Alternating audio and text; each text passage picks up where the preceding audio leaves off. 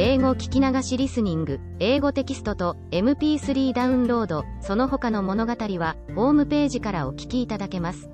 88thpp.com 88thpp.com The Little Match Girl.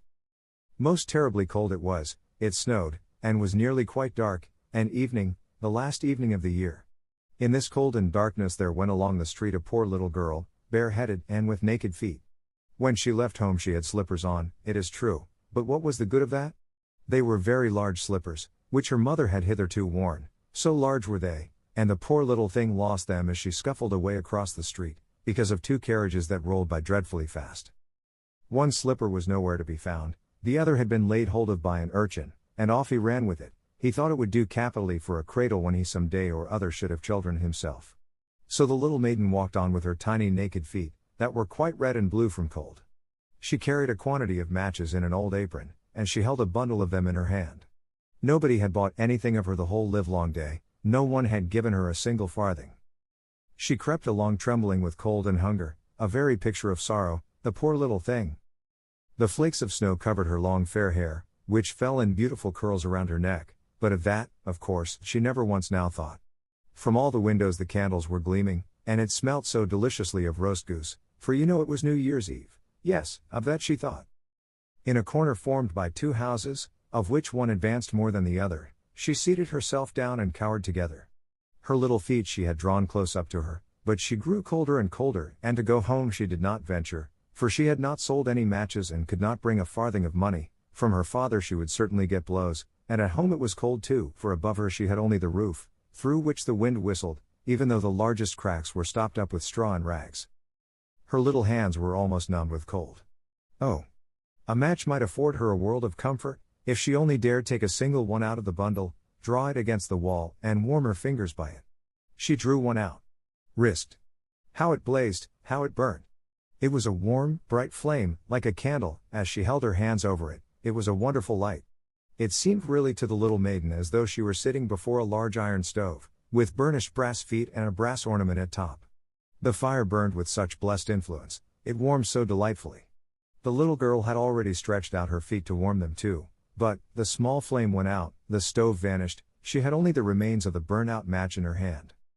She rubbed another against the wall, it burned brightly, and where the light fell on the wall, there the wall became transparent like a veil, so that she could see into the room. On the table was spread a snow-white tablecloth, upon it was a splendid porcelain service, and the roast goose was steaming famously with its stuffing of apple and dried plums. And what was still more capital to behold was, the goose hopped down from the dish, reeled about on the floor with knife and fork in its breast, till it came up to the poor little girl, when the match went out and nothing but the thick, cold, damp wall was left behind. She lighted another match.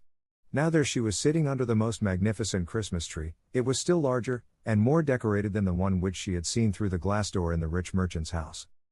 Thousands of lights were burning on the green branches, and gaily colored pictures, such as she had seen in the shop windows, looked down upon her. The little maiden stretched out her hands towards them when the match went out. The lights of the Christmas tree rose higher and higher, she saw them now as stars in heaven. One fell down and formed a long trail of fire. "Someone is just dead," said the little girl, for her old grandmother, the only person who had loved her, and who was now no more, had told her that when a star falls, a soul ascends to God. She drew another match against the wall, it was again light, and in the luster there stood the old grandmother, so bright and radiant, so mild, and with such an expression of love. "Grandmother!" cried the little one. "Oh, take me with you.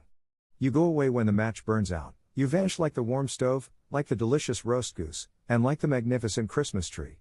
And she rubbed the whole bundle of matches quickly against the wall, for she wanted to be quite sure of keeping her grandmother near her. And the matches gave such a brilliant light that it was brighter than at noonday. Never formerly had the grandmother been so beautiful and so tall.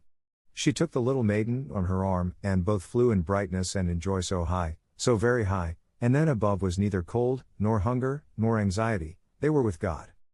But in the corner, at the cold hour of dawn, sat the poor girl, with rosy cheeks and with a smiling mouth, leaning against the wall, frozen to death on the last evening of the old year. Stiff and stark sat the child there with her matches, of which one bundle had been burnt. She wanted to warm herself, people said. No one had the slightest suspicion of what beautiful things she had seen, no one even dreamed of the splendor in which, with her grandmother she had entered on the joys of a new year. 英語聞き流しリスニング、英語テキストと MP3 ダウンロード、その他の物語は、ホームページからお聞きいただけます。